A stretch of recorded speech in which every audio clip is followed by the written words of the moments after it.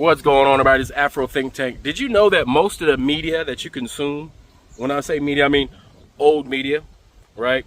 TV, cable, do you know it's mostly owned by the same few white folk? And when I say few, I mean very few. I mean my hand. There's probably less people, it's probably less people than my hand who own almost everything.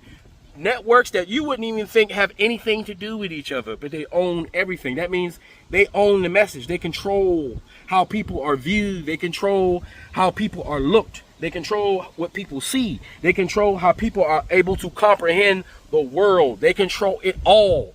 And those are the things we have to keep in perspective when we're making our opinions based off the things that are shown to us by the very few people who mean to propagandize us through those mediums. That's why new media is so important. That's why places like YouTube and Instagram and Facebook is important, because it gives the regular people, right, the ability to do guerrilla journalism.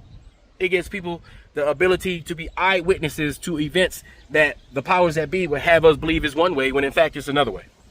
It lets us dig through the weeds of the propaganda and the lies and the misinformation that is fed to us by those rich white men in suits who mean to keep us deaf, dumb, and blind to what's really going on, right? We are the counterbalance. People like me, people like everybody else, pretty much anybody you see on social media, talking truth to power, right? And so, without further ado, if you didn't know, even the ones, some of them are, you be liberal, some will be conservative. You'd be surprised that a lot of even the liberals, progressive, and the conservatives are owned by the same individual. I mean, to put everybody against each other in order to continue to get that corporate profit and control the masses. It's all about control. Power corrupts, ultimately. And these people are all corrupt. We need to throw all the millionaires, all the billionaires need to go in the trash. Every billionaire need to go in the trash. And if you become a trillionaire, you need to go to jail. It's just like that. You know what I'm saying? That's just how. So we need to do something extreme has to happen, because this cannot continue. There will be a bubble. And when that bubble pops, anybody who's around it will be affected. I guarantee you.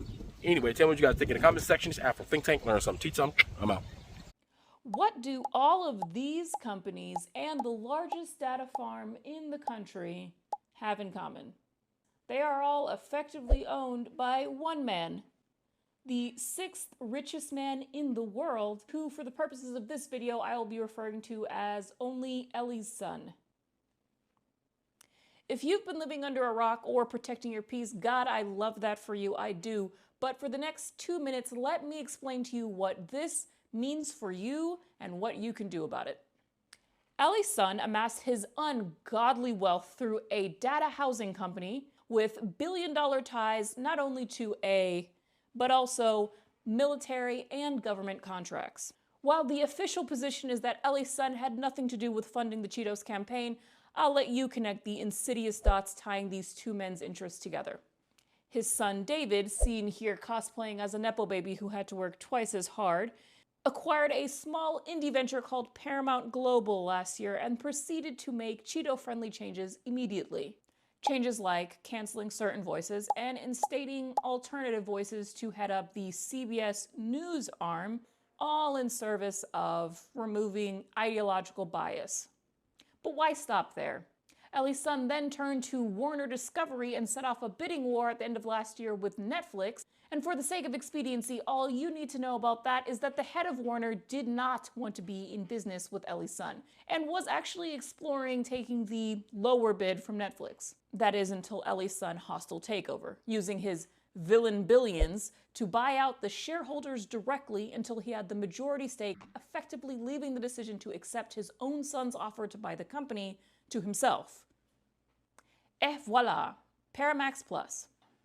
Are you angry yet? Hopefully, because now we're going to take that anger and we're going to cultivate it. If you don't support monopolizing entertainment, news, and social media conglomerates under one family, if you believe the same owner of the A company built on foreign investment predominantly from Saudi poses a national security risk, then it's time to make some bold strokes. I'm dedicating my life to helping build and find ways for you to divest your dollar from these big 5 or big 3 media corporations and then redirecting those funds to worthwhile ventures like these. SELA's No More Starving Artists Initiative is a profit share program where subscribers' contributions directly support the artist community at large. Or like Rianlo, a Google search hub for indie author readership, people who are looking to keep their dollar in indie. Or Hugh's Book Box, a curated subscription-based service that'll send you diverse BIPOC books every quarter. Look, we cannot combat these billionaires in any meaningful way besides to take back the money that we are giving them every month. That's why I've canceled my subscriptions to all of the companies I've mentioned, and why I'm building my company Bold Strokes to keep telling stories by us and for us. The first of these stories is a comic called Dead of Night. It's a bubblegum slasher about an authoritarian state and the small town girls who find themselves fighting back on the most deadly night of year. Look, guys, you can support me, you can support any of the creators I've already mentioned, but even if you can't, the one thing that you should do is pay attention. Read the headlines and count on this. The revolution will not be televised. There's been a collapse in trust with legacy media.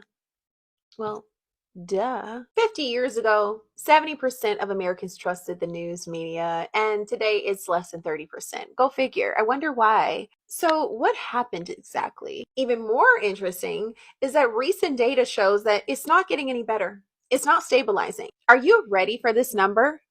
This shocked me. Wink, wink. Only 6% of Americans say that they greatly trust the media. 57% say they have little or no confidence in journalists. One of the contributing factors, as you all know, I'm sure you're aware of this, is the polarization in our media. And people are no longer just talking or disputing about trust, they're disagreeing on reality.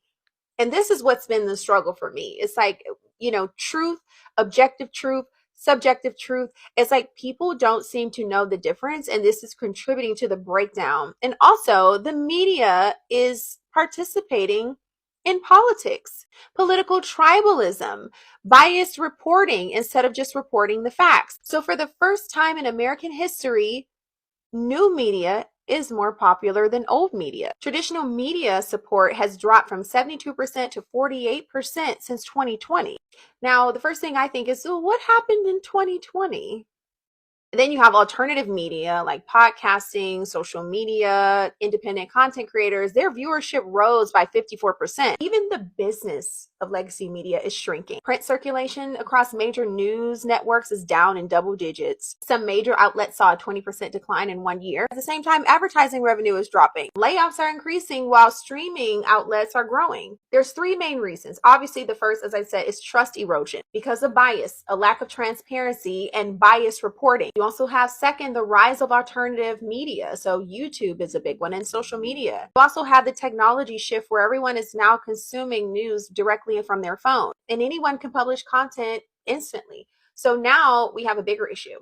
It's important for you to understand propaganda, to try to sift through the noise, because it's going to get louder and louder. And still, millions of people do rely on legacy media for their political input. But what's the most important thing about all of this is that they no longer control the narrative. For the longest time, smaller voices, or the silent majority, was snuffed out from having a voice because legacy media dominated the social narrative. With the rise of social media, we can pick up our phone, we can speak directly to our audience. Everyone has a platform, but trust has to be earned and not assumed, and that's what we need to focus on. The majority of Americans now distrust media. Trust dropped from 70 to 28%. Alternative media has overtaken legacy platforms. So, the lesson here, trust needs to be earned.